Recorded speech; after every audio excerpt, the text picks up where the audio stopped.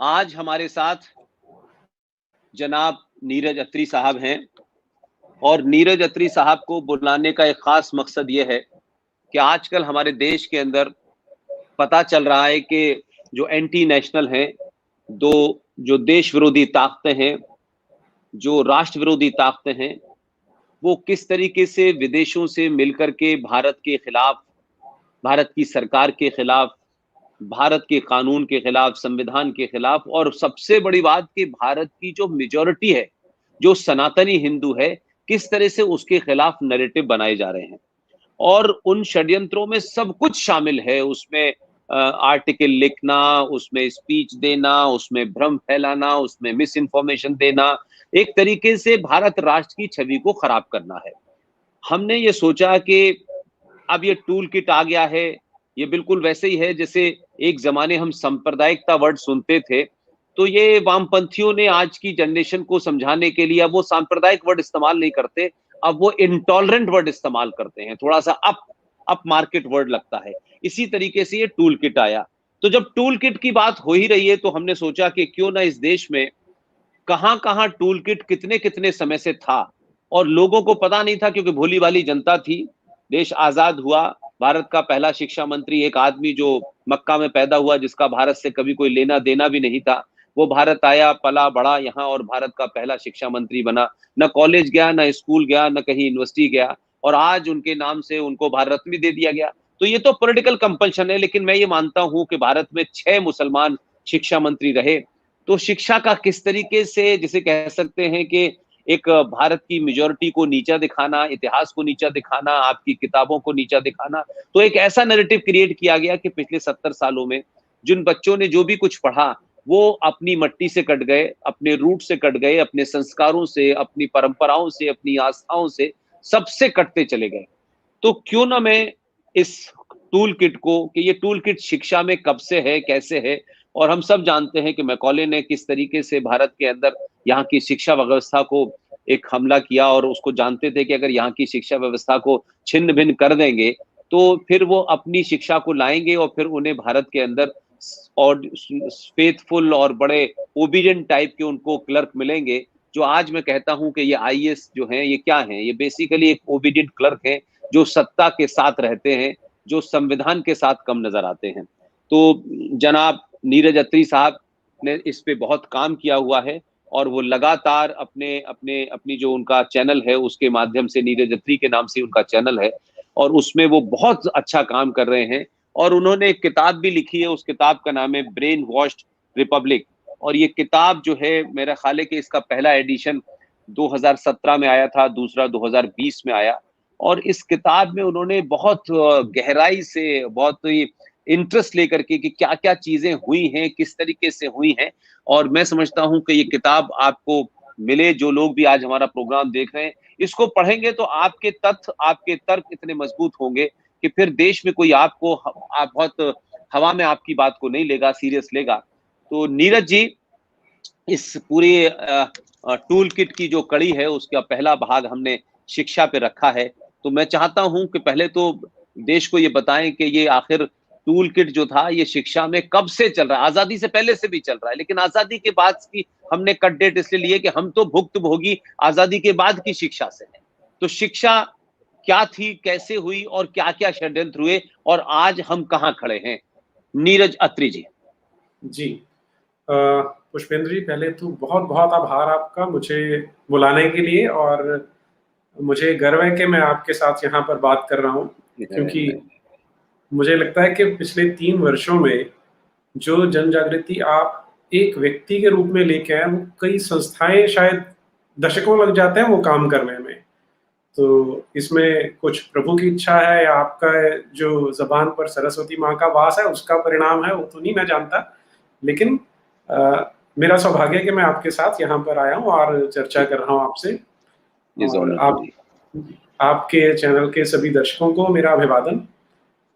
और जो आपने टूल किट की बात की है, ये शब्द तो करेंसी में अभी आया, लेकिन आपने एकदम ठीक सटीक उसका आकलन कर दिया कि ये जो षड्यंत्र हो रहा है, ये मैकॉले के समय से हो रहा है। अब मैकॉले की जो फेमस मिनट्स हैं 1835 के, वो लोगों को पता है, जनरली लोग बाय एंड लार्ज उसे जानते हैं। पर मैं यहाँ एक चीज बताना चाहता हूँ कि एक वो कोट चलता है मैकॉले के नाम पर कि मैं I have travelled the length and breadth of this country and I have not found even a single beggar or a thief, ये चलता है। तो ये उसका कोट नहीं है, ये किसी ने गलत चला दिया, वो लोग उसको झूठ समझ, मतलब वो झूठ है लेकिन लोग उसे सच समझ लेते हैं। लेकिन उसने जो शिक्षा में परिवर्तन किया था उसके दूरगामी प्रभाव आज हम देख रहे हैं।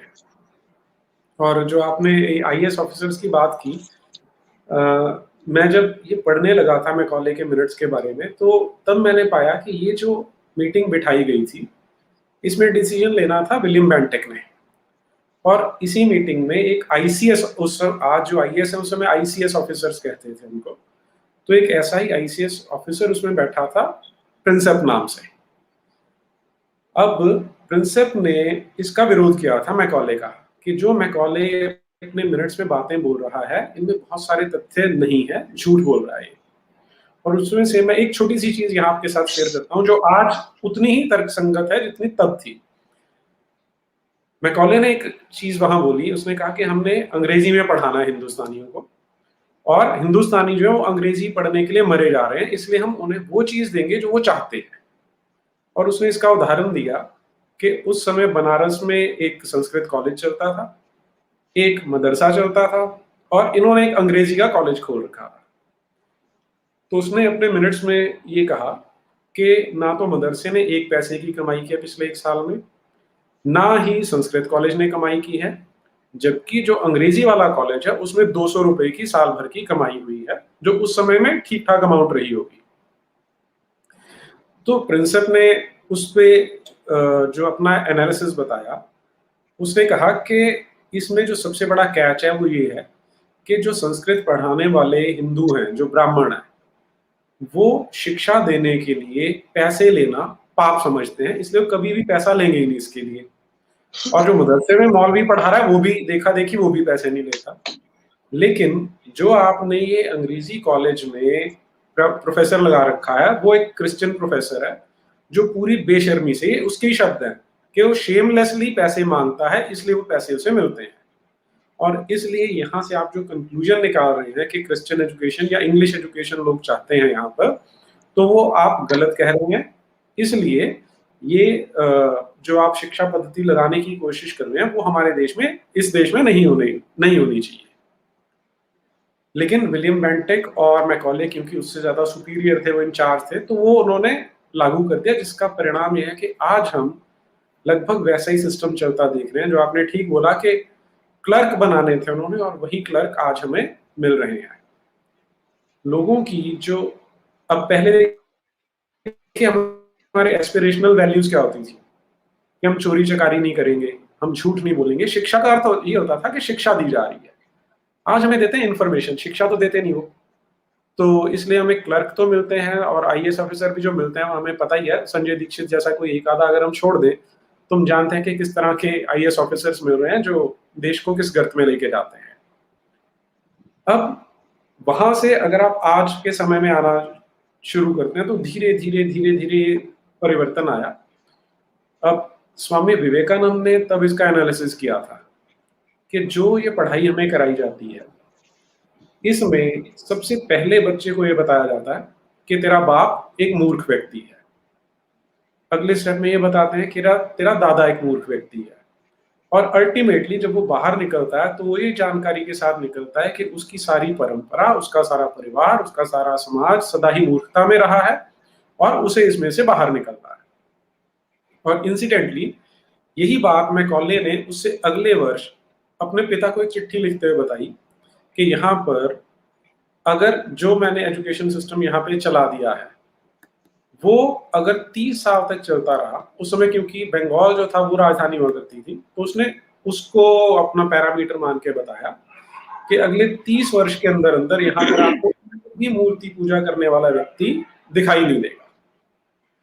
तो ये हमें डिफरेंस समझना है कि जब तो वो ऑफिसर बन के बैठा है तब वो क्रिश्चियनिटी की, मिशनरी एक्टिविटी की बात नहीं करता, लेकिन उसकी जो प्राइवेट लेटर है उसमें वो अपनी सच्चाई खोल के बयान कर रहा है अपने बाप को कि मैंने ये एजुकेशन किस उद्देश्य के तहत यहाँ पर लगाई है। तो अब वही बात विवेकानंद ने बोली, और अगर हम चलते हैं तो बहुत सारे हमारे यहाँ समाज सुधारने वाले आए जिन्होंने थोड़ी थोड़ी बात तो की, लेकिन सदा ही हुआ क्या कि जो ऑफिशियल सिस्टम है वो हमेशा प्रभावी रहेगा, क्योंकि ब्यूरोक्रेटिक सेटअप है। उनको आप अपने टस से मस करना है तो बहुत ज्यादा जोर लगता है, आप कर ही नहीं पाएंगे जब तक कि ऊपर से ऑर्डर नहीं आएगा। और आज जब हम टूल किट की बात कर रहे हैं तो मैकॉले पहला आदमी था जिसने इसको रोल आउट किया। उसके बाद जो सबसे प्रभावशाली व्यक्ति रहा वो हमारे पहले जो प्रधानमंत्री हैं पंडित नेहरू, वो रहे इसमें सबसे प्रभावशाली। और उन्होंने जो टेम्पलेट उस समय बनाया था, ये मैं 47 से पहले की बात कर रहा हूँ, और आप ठीक बोलते हैं कि तथाकथित आजादी मिली हमें 47 में, उस पर तो आज चर्चा नहीं कर सकते, लेकिन आपका आकलन एकदम सटीक है कि इसका जो टेम्पलेट बना वो पंडित नेहरू को ग्रूम करके बनाया गया। मेरा ये मानना है कि सब एक्सीडेंट नहीं है कि नेहरू ऐसा व्यक्ति निकल आया, वो ऐसा था इसलिए अंग्रेजों ने उसे चुना था। जिस समय, और आज मैं दर्शकों के साथ शेयर कर लूं कि आज 27 तारीख है, 27 मई है, कल सावरकर जी की पुण्य जन्म दिवस की वर्षगांठ आने वाली है, तो उनका भी स्मरण कर लेते हैं हम कि वो वाले अंग्रेज जो वीर सावरकर को काला पानी भेज देते हैं, वो अंग्रेज जो भगत सिंह को फांसी पे लटका देते हैं, जो चंद्रशेखर को मरने पे विवश कर देते हैं, वही अंग्रेज चाचा नेहरू को 5 स्टार जेल में भेजते हैं जहां पर वो बैठ के बड़े प्यार से पुस्तकें लिख रहे हैं। ये जो 2 पुस्तकें उन्होंने 47 से पहले ही लिख दी थी, the glimpses of world history और द डिस्कवरी ऑफ इंडिया, इन्हें आप देखेंगे तो आपको पूरा वो टेम्पलेट देखने को मिल जाता है। वो टूल किट वहां से चल के आज तक चल रहा है। उसमें टेम्पलेट उन्होंने क्या बनाया कि जो इस्लामिक इन्वेडर आए, जो इस्लामिक आक्रांता आए, उनके जितने उन्होंने यहाँ पर क्रूरता की, जो बर्बरता की, यहाँ पर हत्याएं की, यहाँ पर जो बलात्कार हुए, उनको वाइट वॉश कर दिया जाए। अब हमारे देश में आप जैसे प्रबुद्ध लोग हैं जिन्होंने बात करनी शुरू की, तो अब लोगों को पता लगने लगा है। अन्यथा तो हमारे यहाँ अब चाचा नेहरू के जो पेट्रन सेंट थे, गांधी जी जो बापू हैं, उन्होंने वो ईश्वर अल्लाह तेरो नाम सर्वधर्म समभाव का एक ऐसा सिस्टम बनाया जिसने हमारे देश के लोगों का मानस ऐसा बना दिया कि ऑल रिलीजन्स आर सेम के अंडर वो इसको इमेजिन ही नहीं कर पाते कि कोई रिलीजन ऐसा हो सकता है कि जो रिलीजन है वही लूटपाट करने की, वही हत्या करने की, वही बलात्कार करने की अनुमति दे रहा। हमारा माइंडसेट क्या है? हम अपने ग्रंथों के हिसाब से चलते हैं कि हमारा आइडियल कौन है? सत्यवादी हरिश्चंद्र। युधिष्ठिर क्यों वो धर्म का प्रतीक है? क्योंकि वो सच बोलता है। लेकिन अगर आप कभी भी वेस्ट का लिटरेचर पढ़ेंगे तो वहां का जो हीरो होगा उसके लिए जनरली टर्म यूज किया जाता है, ही वॉज वेरी क्लेवर। अब यहां से आपको डिफरेंस समझ में आएगा कि क्लेवर हमारे यहाँ पर कभी भी सम्माननीय नहीं रहा। हम सम्मान देते थे सच को, आज भी दिया जाता है। अगर थ्योरेटिकली देखें तो हम सच को मानने वाले लोग हैं जो सच्चाई ढूंढने का प्रयास करते हैं।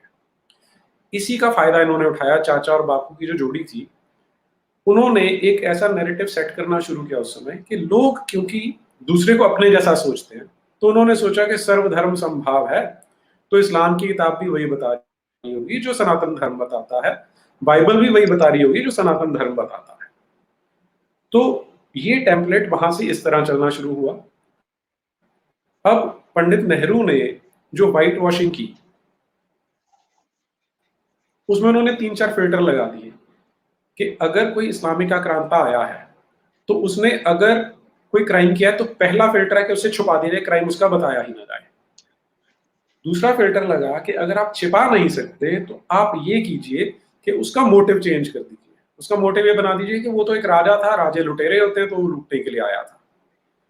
तीसरा ये फिल्टर लगाया कि अगर आप कुछ भी नहीं छिपा सकते तो आप उसे एक एक्सेप्शन शो कर दीजिए। जैसे औरंगजेब है, उसने इतना ज्यादा क्रूरता की थी कि उसे छुपाना पॉसिबल नहीं लगा उनको, तो उन्होंने उसको एक एक्सेप्शन बता दिया कि भाई आए तो बहुत सारे, लेकिन ये एक थोड़ा सा एक्सेप्शन हो गया था। तो 3 फिल्टर्स के थ्रू जब नैरेटिव निकल के आता है तो उसका प्रभाव ये पड़ता है कि बच्चे सोचते हैं कि अच्छा तो क्या हुआ, औरंगजेब अगर था तो एक एक्सेप्शन था, वह हर तरह के राजा होते हैं तो एक वो भी था। अब इसको आप लेके आइए आज के समय में। अगर आप आज की हिस्ट्री की किताबें देखेंगे, वो एग्जैक्टली चाचा नेहरू ने जो टेम्पलेट बनाया था उसी को फॉलो करती है। यही फिल्टर्स लगा के हमारे बच्चों को ये बताया जा रहा है कि जो इस्लाम है वो कोई बुरी चीज नहीं है, वो तो बल्कि एक अच्छा रिलीजन है। अभी आज वाली किताबें क्या कर रही हैं, वो बताते हैं कि इस्लाम और क्रिश्चियनिटी ये जो है ये ग्लोबल रिलीजन्स हैं जो अपील करते हैं ज्यादा लोगों को, इसलिए ये फैले। और जो यहाँ की परंपराएं हैं उनमें मिजोजिनी है कि वो महिलाओं के साथ अत्याचार करती हैं, उनमें जात पात है, भेदभाव करती हैं, यहाँ पर गुलाम प्रथा रही, और यहाँ पर सदा ही शोषण और शोषक, इस तरह के एक बाइनरी बना के उन्होंने पूरे का पूरा नैरेटिव इस टूल किट के माध्यम से ऐसे चलाया। अब बच्चा जब पढ़ रहा है तो आप कल्पना कीजिए, जब आप या मैं हम जब स्कूल में होते थे तो हमारे लिए तो टीचर ने वो जो बोल दिया वो ब्रह्म वाक्य है, जो किताब में लिखा है वही सच है। तो उन्हें जब आप ये चीजें बता रहे हैं तो बच्चा उस पर क्वेश्चन नहीं पूछता। और मैंने भी, अब मैं क्योंकि फिजिक्स का व्यक्ति हूं, जब तक हिस्ट्री मजबूरी में पढ़ाई जा रही थी मैं पढ़ रहा था, उसके बाद मैंने उसे छोड़ दिया। जब ये थोड़ा सा डाउट मेरे मन में आया तो भी मुझे मेरे मन में इमेज ये थी कि एनसीईआरटी से पूछना है कि जो आपने डाला ये सच है, तो इसके लिए डॉक्यूमेंट मुझे दे दीजिए। हुआ क्या पुष्पेंद्र जी कि स्टूडेंट से बातचीत चलती थी, तो उसमें कुछ कुछ चीजें ऐसी लगती थी जो मुझे ऐसा मानता था कि या तो मेरी इंफॉर्मेशन गलत है या जो ये बच्चे बोल रहे हैं वो इंफॉर्मेशन गलत है। तो मुझे लगा कि इसको मुझे डाउट क्लियर कर लेना चाहिए, क्योंकि कई चीजें थोड़ी मुझे सीरियस लगी। तो मैंने एनसीईआरटी की हिस्ट्री की किताबें उठाई जो आजकल चल रही हैं, बच्चे पढ़ रहे हैं जो, और उनमें जो मुझे डाउटफुल लगा उनको मैंने मार्क करके एनसीईआरटी को राइट टू इंफॉर्मेशन के तहत एप्लीकेशन डाल दी। लगभग 110 एप्लीकेशन मैंने उन्हें भेजी कि आप ये बताइए कि जो चीजें आप इसमें क्लेम कर रहे हैं वो किस आधार पर करें, उसका एक सर्टिफाइड कॉपी हमें प्रोवाइड कर दी जाए। तो उन्होंने आंसर तो सबके दिए, लेकिन सबका एक ही रटा रटाया आंसर था कि हमारे डिपार्टमेंट में इसके कोई रिकॉर्ड्स अवेलेबल नहीं है। तो अब ये अपने आप में इतना बड़ा स्कैंडल होना चाहिए, इतना बड़ा इशू होना चाहिए था, लेकिन ये 2011-12 की बात है जब हमें कोई उम्मीद भी नहीं थी कि कोई मोदी की सरकार आएगी, इस तरह के लोग आएंगे जो हम थोड़ा सा पॉजिटिव मान के चल सकते हैं। तो उसके बाद फिर मैंने हिस्ट्री को पढ़ना शुरू किया। तब तक मैं पूरी तरह से सेक्युलर, बल्कि मैं एक कम्युनिस्ट जैसा हुआ करता था। मैं ही मानता था कि ये हिंदू मुस्लिम सब बेकार की चीजें हैं, इस्लाम भी वही है, क्रिश्चियनिटी भी, जो मैं आज नहीं मानता, लेकिन तब मैं यही मानता था। तो जब मैंने किताबें पढ़नी शुरू की तब मुझे समझ में आया कि तो बहुत बड़ा धोखा हो रहा है हमारे देश के साथ। और तब जो किताब आपने दिखाई वो मैंने उस समय लिखी थी। तो एक ब्रीफ सा मैंने आपसे बताया कि किस तरह से टूल किट वहां मैकॉले के टाइम से चल के यहाँ तक आ रही है। जी।